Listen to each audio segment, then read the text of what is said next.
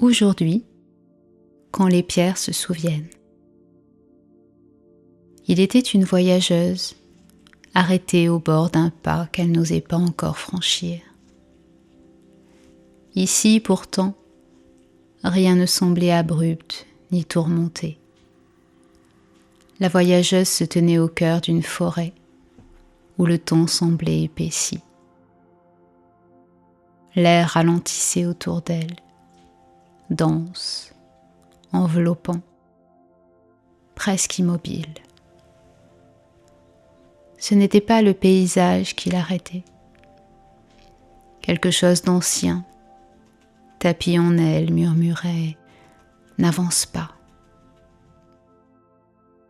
Autour d'elle, dressées telles des gardiennes silencieuses, s'élevaient des pierres levées, couvertes de mousse et de lichen, usées par le temps, mais encore debout. Certaines semblaient soutenir d'autres pierres, dessinant un passage étroit, comme un seuil, façonné pour être traversé. Des menhirs, des pierres qui avaient vu passer des siècles, des saisons, des pas innombrables. La voyageuse, elle, ne bougeait pas. Tout autour d'elle semblait pourtant invité au passage. Son corps était figé, ses épaules étaient tendues, sa respiration courte, presque douloureuse dans sa poitrine. Devant elle, un simple sentier forestier se poursuivait entre les pierres, mais il lui paraissait infranchissable. Ce n'était pas une peur vive ou bruyante, c'était une peur dense, compacte, qui avait appris à se faire discrète pour mieux être retenue. Elle bloquait l'élan avant même qu'il ne naisse, installée depuis si longtemps que la marcheuse ne se rappelait plus quand elle s'était installée. La forêt retenait son souffle. La voyageuse ferma les yeux. Elle avait essayé de se forcer à avancer. Rien n'y faisait. Plus elle luttait, plus son corps se raidissait. Alors elle resta là. Le silence du lieu n'était pas vide. Il était habité, chargé d'une présence silencieuse. La voyageuse posa une main sur une large pierre à hauteur de son épaule. Elle était froide, rugueuse, vivante. D'abord, elle ne sentit que la fraîcheur minérale contre sa paume, puis la texture irrégulière sous ses doigts, les aspérités patientes du lichen. Sa respiration, encore courte, se heurta un instant à cette immobilité. Puis son souffle s'allongea, plus bas dans sa poitrine. Elle sut alors sans mots que ces pierres appartenaient à un temps plus vaste. Les menhirs ne lui demandaient rien. Ils n'exigeaient aucun pas, aucune preuve. Simplement là, fidèles à leur présence immuable. Ils n'attendaient rien d'elle. La voyageuse resta ainsi un long moment. Peu à peu, son corps se relâcha.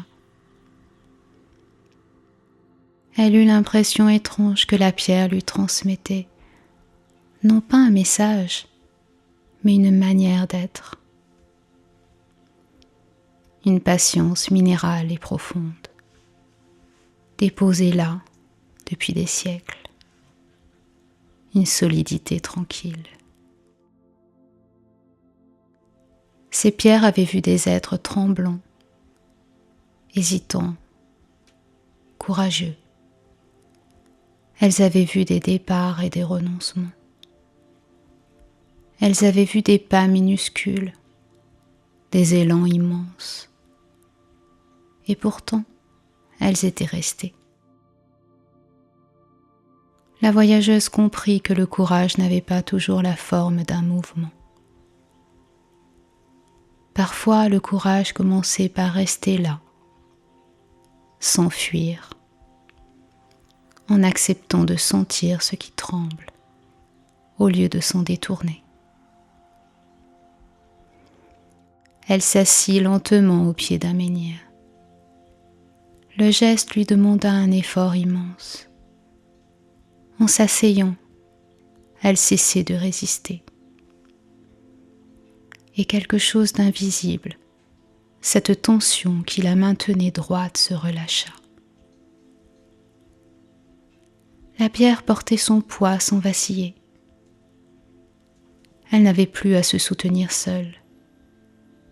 Ses épaules cessèrent de se contracter. Sa respiration trouva un rythme plus large. Son corps, pour la première fois depuis longtemps, acceptait d'être porté.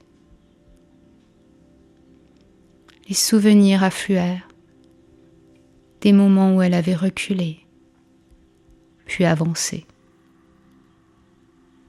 La peur n'était pas une ennemie, elle était un passage. La lumière changea. La mousse s'illumina d'un verre d'eau. La forêt semblait s'ouvrir légèrement. La voyageuse posa ses mains sur la terre. Elle sentit sa fraîcheur, sa solidité. Elle était portée. Elle imagina ses peurs, les unes après les autres, telles des pierres massives et compactes, présentes en elle, chargées de temps et d'histoire. Elle comprit qu'elle n'avait pas à les déplacer, ni à les faire disparaître pour avancer. Les menhirs eux-mêmes n'avaient pas été dressés en un instant. Elle respira profondément. À chaque inspiration, elle accueillait la peur. À chaque expiration, ses épaules s'abaissaient.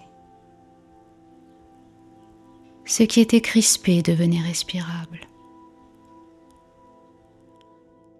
Puis, très lentement, elle se leva. Le geste fut hésitant. Son corps trembla, mais elle resta debout. Les pierres étaient toujours là, stables, intactes, indifférentes à son hésitation.